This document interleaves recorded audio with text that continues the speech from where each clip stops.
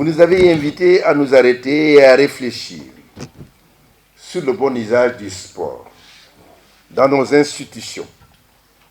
Et vous avez savamment exposé toute la mécanique d'usage et les outils didactiques propres à faire des enfants de la nation de futurs athlètes du progrès.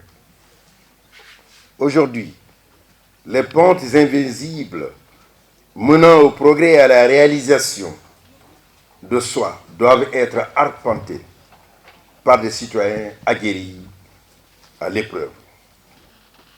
Et pour ce faire, ils doivent être plus pugnaces que Sisyphe, remontant son rocher vers les montagnes, et plus résolus que Zarathustra, qui à la fatalité ne voulut rien céder. Oui, le système prytanée en matière de pratiques sportives, centré sur la volonté de faire grandir harmonieusement ses pensionnaires, mérite de notre part la halte du respect. D'ailleurs, les approches salutaires, telles que décrites dans votre admirable travail, offrent les moyens de dynamiser et d'inscrire le sport comme activité du centre de la vie de tous, de la vie de tous les jours.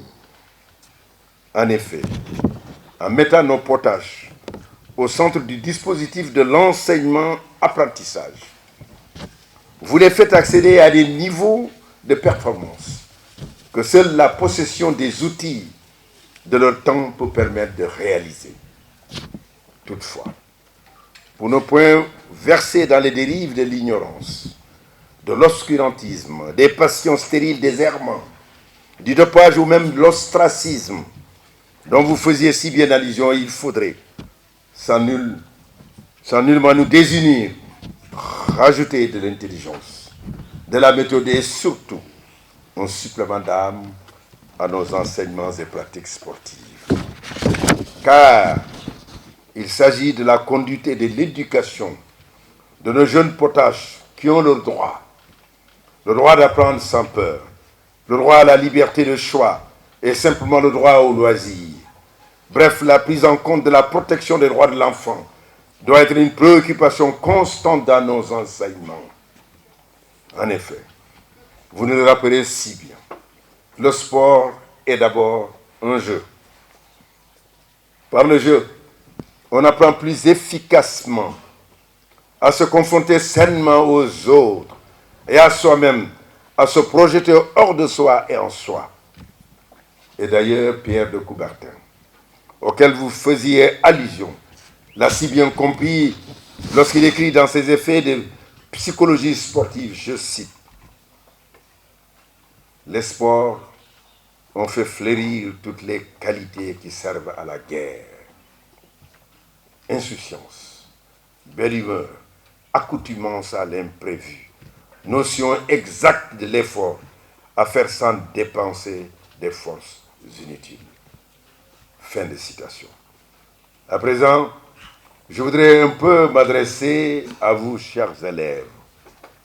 Au fil des siècles, l'homme a pu démontrer la force de sa science et de sa technologie. Aujourd'hui, pour pouvoir survivre, il doit montrer la seule force sage de son corps, juste dégrossi ou taillé pour libérer son âme. Certes, nous savons que vous n'êtes pas des machines, mais vous devez apprendre à faire corps avec n'importe quelle machine. Votre machine, c'est aujourd'hui le prytanée militaire. Faites de la biomécanique tous les jours en pensant que demain, vous devez tenir le flambeau de vos nations respectives. Faites du sport en grandissant harmonieusement avec votre machine, mais aussi et surtout avec votre corps. Je suis aujourd'hui particulièrement rassuré de ce que les plateformes sportives entraînées par le prytanée militaire ces dernières années témoignent d'une volonté politique clairement affichée de revitaliser le sport dans toutes ses dimensions. Je suis heureux de constater que vos stratégies louables du reste intègrent magnifiquement le concept de projet sportif cher à son Excellence, M. Macky Sall, président de la République du Sénégal, qui disait, et je le cite, « La grande ambition que j'ai pour le sport sénégalais justifie la décision historique du doublement du budget du ministère des Sports depuis 2017. En effet, avec un montant de 17,6 milliards, le département des sports disposait de la plus grosse enveloppe budgétaire de son histoire, celle-ci n'ayant jamais atteint la barre des 10 milliards que 3 fois seulement sur les 10 dernières années. » Fin de citation. À l'approche des Jeux olympiques de la jeunesse de Dakar de 2022, le Sénégal est fier de pouvoir compter sur votre volonté et sur la vision du commandement dont, au passage, je salue les efforts tout en renouvelant notre confiance. En effet, le Prytanée n'est plus simplement une école. Il est devenu, par la force des choses, un capital d'expérience et un grenier de projection. Dès lors, la sagesse recommande de le doter des outils les plus performants, à même de répondre à toutes les épreuves durant son marathon. Pour terminer, je voudrais m'adresser aux enfants de troupe et à l'encadrement. Soyez assurés que le gouvernement sera toujours attentif à tous les projets ou systèmes qui participent à la lutte contre la sédentarité, l'immobilisme et l'ankylose.